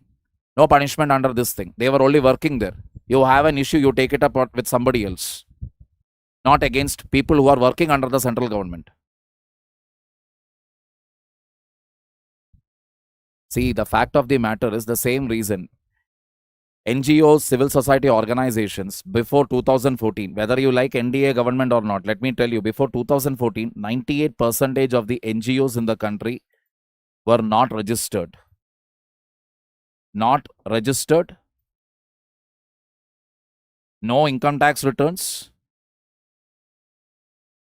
No asset declaration. Nothing was there. Literally the same rights were being enjoyed by the Waqf board. Nothing was registered. No property was registered. They were not, obviously they won't file any income tax returns. We don't know what are their assets, what are not. This used to be the drill. So I had friends again who were running NGOs. Why? Because you will get fund from everywhere. You start an NGO, you will get easily funds from everywhere. From Qatar, UAE, Middle East, America, Germany, everywhere you'll get funds. So that was the reason why many people started NGOs. Because with NGOs means what can you do is, you can buy land. You need not pay tax for it. Register it in the name of NGO. You can buy a luxury car. Register it in the name of NGO. You don't even pay tax. Getting the point here? Same thing Waqf board was also enjoying. Now what? You are bringing everything under radar. How much land is there? What purpose are you going to use? Why this much money has been spent? All these questions will come. So if you're doing any illegal activities there, that will come out in the open. That they don't want. Clear? Yes. Yes. Yes. Yes. Yes. Correct, Vinoba. Correct. Tiruchendurai village, Tiruchirappalli district. Correct. Agreed. All right, people. Ion chromatography, I will take it up. गलती से ही भी Hindi use कर दीजिए पर the channel name भी अगर आप देखोगे तो वो इंग्लिश चैनल है तो यहाँ पर अंग्रेजी में ही क्लास लेना पड़ेगा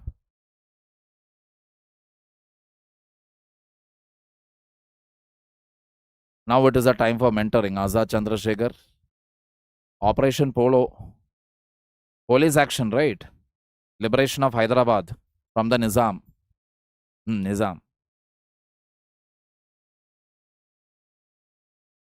don't you think that if a board is come on third position to have land in India rule should made early as possible is it not a loophole for government See, Junior, many things are there. If I start discussing all of that, again, I will be branded as pro BJP and all that, which I don't want. I am supportive of the government. I'm supportive of the Kerala government. I'm supportive of the Karnataka government. I'm supportive of the central government. But any other discussion, if I start taking up, you will not, many of you will not like it apparently. So let us leave it at that.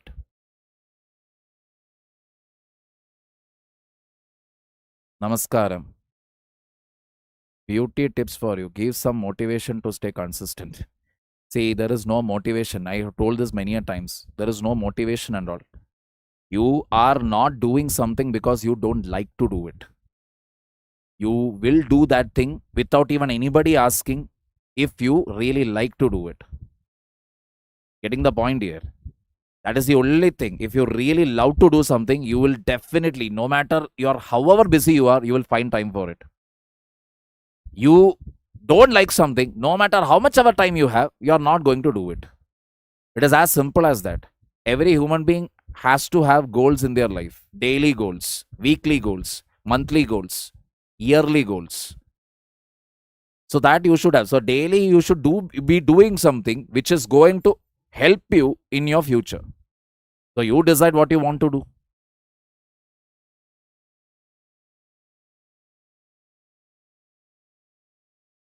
Should I read only editorial? Priya, no need. Editorial, again, I have told this earlier also. When you read your editorials, ensure that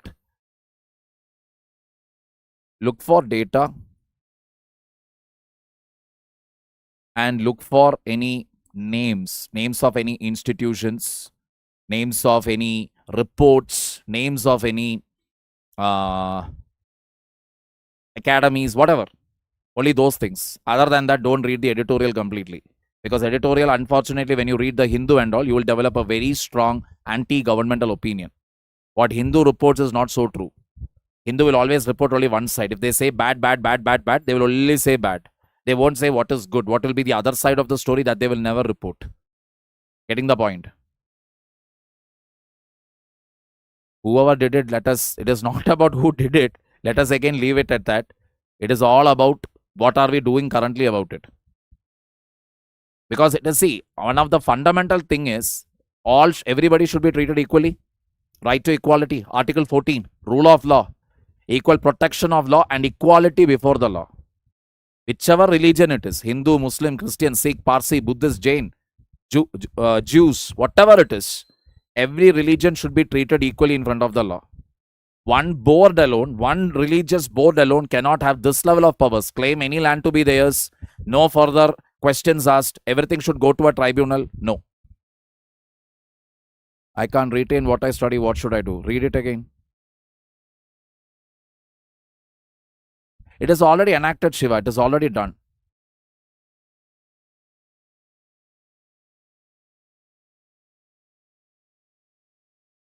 Please take up the job. Please take up the job. Declutter with us, sir. Take it up. आप बहुत fast बोलते हो. Pari, if you're writing the exam in Hindi, then I must suggest you there are plenty of Hindi channels out there where you can follow the news from. Number one. Number two, if you're planning to write it in English, let me tell you, my English is not at all of a high standard. To be very, very, very honest with you, it is somewhere around 5 or 6 out of 10. That's it. I will just about pass. I make a lot of grammar mistakes. I make a lot of spelling mistakes. I do make a lot of pronunciation mistakes. Please understand. And you're preparing for UPSC. UPSC will not lower the standards. And if you're planning to write it in English, with each passing year, the standard or the quality of the paper, it is only going to go up. If you take today's question paper and show it to a DGP, some senior IAS or IPS officer, they'll get shocked. They'll be like, oh my God, what sort of questions are these? Because they would have never seen this level of analytical questions when they cleared the exam. Year on year, the level of difficulty is increasing. So only thing to do is you have to improve your standards to the level what the exam demands. Welcome, Atul.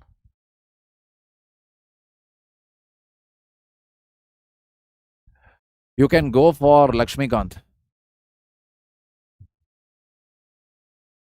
How to come back into the prep? Just start, Divya. Distance between your hand and the book is directly proportional to laziness. The more the distance is, the more you will become lazy. Open the book, start reading. Don't think. Don't think that I need motivation, I need interest. Open the book, start reading. Trick your mind. Fool your brain. Fool your brain that you're going to do something interesting and start reading it. Start reading, keep reading. 15, 20 minutes, you would have passed 2-3 pages. Then tell it to yourself, okay, let me read two more pages. Let me read 2 more pages. Do it. One step at a time. What backup option should be considered while preparing for UPSC? Every backup option. Private jobs, public jobs, every job. Where to start for PubAd as beginner? If you're planning to take coaching, then no need to worry. But if you're planning to do your self-study, means you can start from Prasad and Prasad. Thinkers. Can I crack JEE? Your choice, brother. You decide. You are the deciding factor of your life. Asking me whether you will crack, that is as good as asking me whether you will be alive tomorrow. How will I know? Bhagwan thodi hu. You should decide your life. Never ever go and ask a stranger about your quality. Never ask a stranger to rate you. How good you are. What talent do you see in me, sir? What I do. You should have a clarity about who you are. Outside people can give 1,000 opinions, good and bad. Listen it through 1 year, leave it through the other year. That's it. Even if it is good, even if it is bad. Because you should have a clarity as to who you are. Simple. I answered that question, Navneet. Just start. That's it. Back off, feels lazy. What should I do? Yogesh, if you waste your time now, life is all about what are you investing today? That is how I'm thinking these days. That is what am I doing today? I'm having offline class in Bangalore. Then I'm having 2 online classes. Then occasionally I have YouTube classes. My days are absolutely busy. I'm engaged from Monday to Saturday. But what I know for a fact is if I work very hard now, I will get some result for this hard work maybe 1 year later or 2 years later. I know one thing, that you respect time and you do. And how do you respect it? By doing something productive. When you keep doing it, you will get the reward for it, one or the other way. Maybe in 2 years, maybe in 3 years, maybe in 5 years, maybe in 10 years, but it will happen. It will definitely happen. So if you're feeling very lazy, if you're feeling very bored, then maybe you should start questioning yourself why you have come to UPSC. Maybe this is not what you want. You'd want to do something else. Chandan, please focus on your 12th. Get good marks.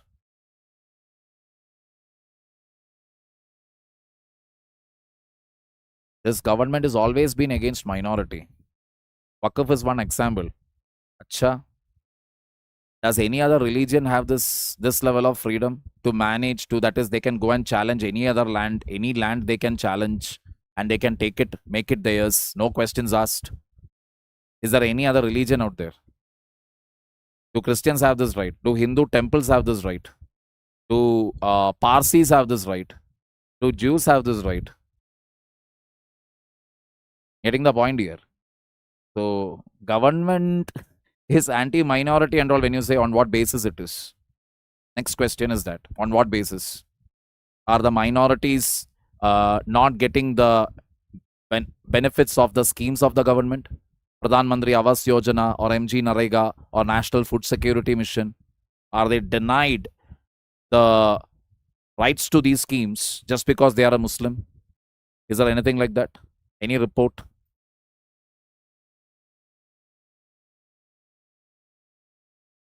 Compiled current affair magazine question mark. What about it, Trisha? Last class, you haven't completed the topics. Could you tell anything about it? Banot Vivek Rathod. First two topics what I took today were from the last class. If you had attended the last class properly, you would have realized it. I'm glad to know that, Kaushik. It is a little humbling and a little embarrassing. I wish my English teacher was there to see it.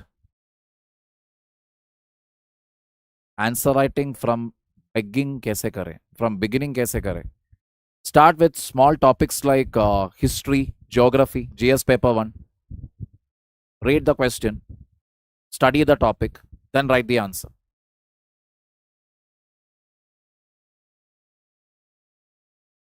Krish Kumar, don't just study, read.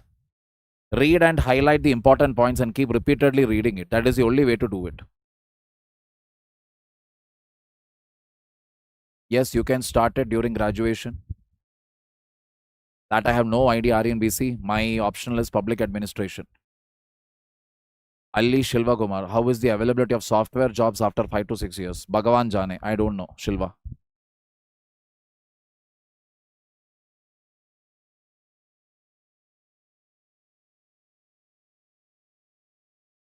Bangalore, where is the offline center? It is in Chandra layout. Chandra layout it is. 1 minute. Again and again I'm telling you, offline center, Bangalore.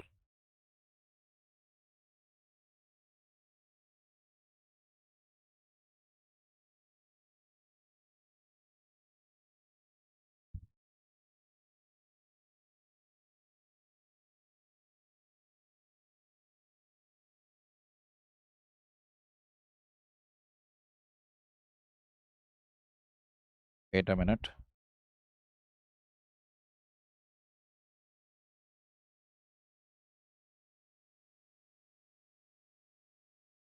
Second stage, Basveshwara HBCS layout, Atiguppe, Chandra layout. That is the name. That is the address. Second stage, Basveshwara.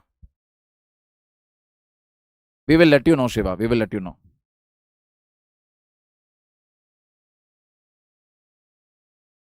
Kannada ಸ್ವಲ್ಪ ಬರುತ್ತೆ ಚಂದನ್, ಓದಕ್ಕೆ ಬರಲ್ಲ, ಮಾತಾಡಕ್ಕೆ ಸ್ವಲ್ಪ ಬರುತ್ತೆ. All right. How to approach science and technology for pre and mains? Go by the question paper, Desi Balak. Go by the question paper. So when you go by the question paper, basic level questions will be there. Obviously, basic science from 6 to 10 standard. Then current affairs related will be there. So when you're talking about current affairs related also, the first things to know is how basic things around you work. How does a tube light work? How does a fan work? How does an AC work? How does a battery work? How does your mobile phone, smartphone, why is it, what is the technology behind why it is responding to touch? All right. Nothing like that, Mukesh. There are many people who have not cleared IIT, who have not cleared IAS, even though they are from IIT. There's nothing like that.